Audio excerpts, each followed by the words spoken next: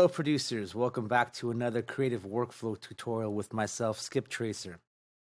As you may already know, I primarily focus my lessons on applied knowledge and situational problem solving. Every time I put out a tutorial, I try to bring a method to the table that will increase our production workflow, find methods to improve the creative process of songwriting, and keep the issue of writer's block to a minimum. Really, the issue should never be the creative start to writing a song. It should be knowing when to say, I think I'm done now. So I was fiddling with my keyboard and I came up with this chord progression. The issue I was having was that the melodies I was creating were really boring. So I struggled with it for about, let's say, 10 minutes and realized that what I was imagining wasn't going to come out on the piano roll very easily. So just as a reminder, the introduction music of this video that was used was the final product of this tutorial. All the concepts taught today was used to create the arpeggiated melody within this track. So today I'm going to show you a method I've been using for quite some time, specifically on how to create melodies easily with your DAW that will sound correct every single time. And the idea came from thinking about rearranging chord tones and rhythms of notes in the chord progression to create these melodic ideas. Since the notes that are chosen are found completely within the chords of this progression, this means that the melodies will always sound correct. These notes that we'll select will be called chord tones. Traditionally, we use scales to create melodies for our chord progressions. Unfortunately, this method didn't work very well in my situation, only because the chords I've chosen do not follow the traditional diatonic chords from the major or minor scales. If all this music theory stuff is starting to confuse you, don't worry. Music theory isn't rocket science. Once you get the basic concept of everything, it'll totally fall into place. So let's take a listen to the chord progression.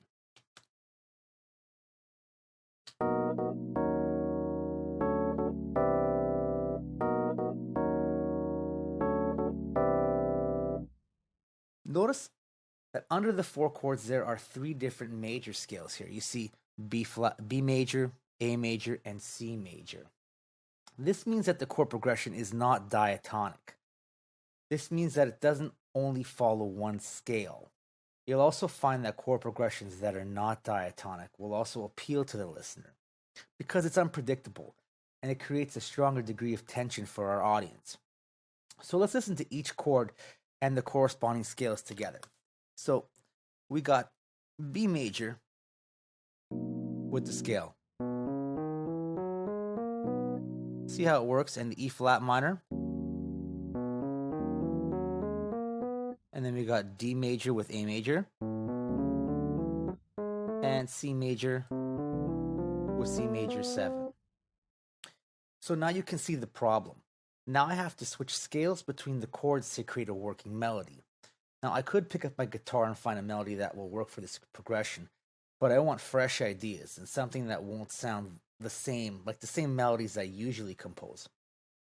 So let's begin by showing you how I use the built-in arpeggiator inside my DAW to assist with this situation. This really will work with any arpeggiator found in your DAW or in the VST instrument that you're using. The first thing that we got to do is we got to set up the arpeggiator and create about 4 patterns. After that, we got to run down to audio. And once this is done, we're going to extract the MIDI information and then play a little game of mix and match. So let's get to it. So to get this going, the first thing that we're going to have to do is we're going to have to create another instance of a soft synthesizer. So I'm going to use Massive.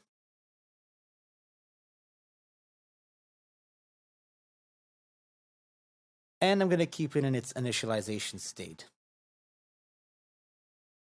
I'm now going to take this MIDI track and copy it down to Massive.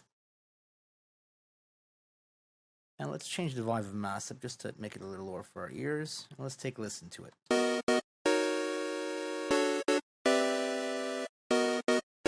All right, sounds great. Now that we've done this, I'm going to open it up.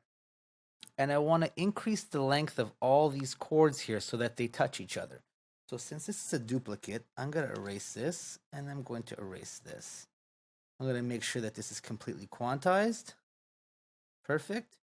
And I'm going to use the MIDI function in Cubase, legato, and that will stretch out each chord so that it touches the next one. Now let's take a listen to this now. Perfect.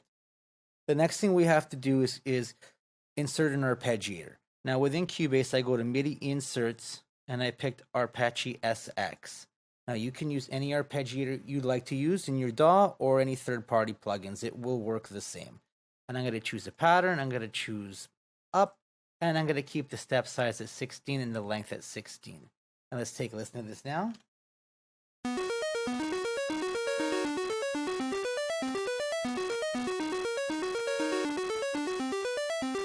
Sounds great.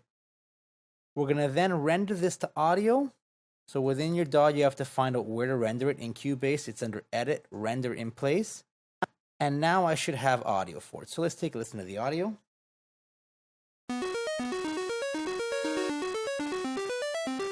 Perfect.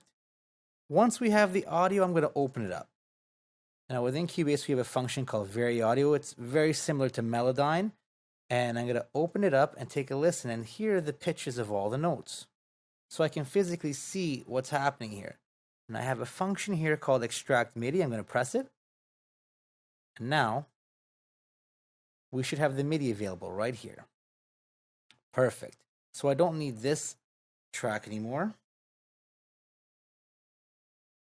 And now I have MIDI. Now for the purpose of this tutorial, I already did 4 of them. So here we go. Here are the 4 that I've created. Go back into your arpeggiator, create 3 more, change the rhythms, change the lengths, change the patterns, do whatever you have to do to make each one slightly different. So I'm going to erase this one here, and I'll let you take a listen to the patterns that I have.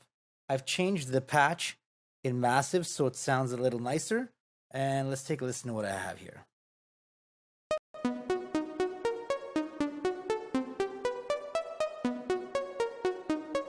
And I'm changing the patterns.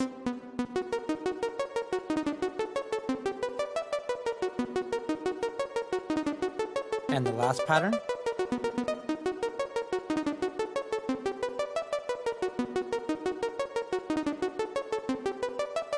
Cool. Now that we have 4 patterns in MIDI, I'm going to select all of them and I'm going to chop them into quarter notes. So each pattern will be divided into a quarter note. And then all I have to do is play a little game of mix and match. I use my mute tool and I'm going to start muting a whole bunch of patterns here. Let's get a little crisscross happening here. And I'll keep this. Actually, I'll delete all of this one. And we'll go here. And we'll delete this one too to keep a similar pattern. And let's see what this sounds like with the MIDI.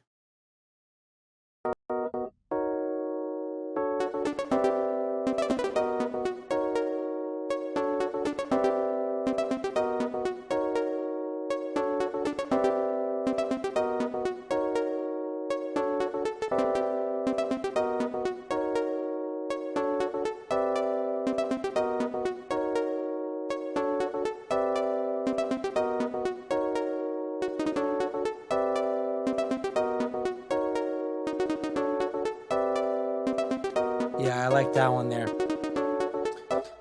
So now we have a 2-bar pattern with a melody created with an arpeggiator. And if you want to take this a step further, you can take all of it, duplicate it. And now you have another 2 bars. So now you have a complete 4-bar pattern here, and you can change the pattern up again. So we can go from here. We'll take this one out here, put this one up here, remove it, and that one there. Let's hear what it sounds like.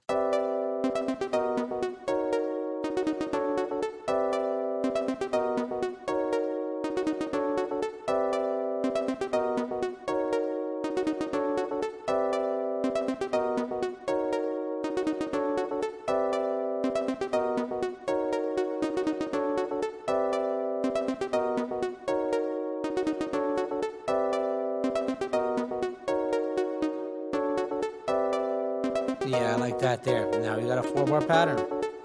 And then all you have to do is render it to audio, or keep it in MIDI if you want for your project. I would personally render to audio, and then extract the MIDI once again, and then if I wanted to, I could fiddle with the notes within the MIDI and change 1 or 2 notes here and there to get more variations. So I hope this really helps give you some more creative peace of mind when you're looking at melodies. Instead of thinking of one off the top of your head, you can always just drop it on an arpeggiator, do some chopping, and you're good to go. So I hope this helped. My name is Skip Tracer, and I will see you in the next tutorial. Ciao.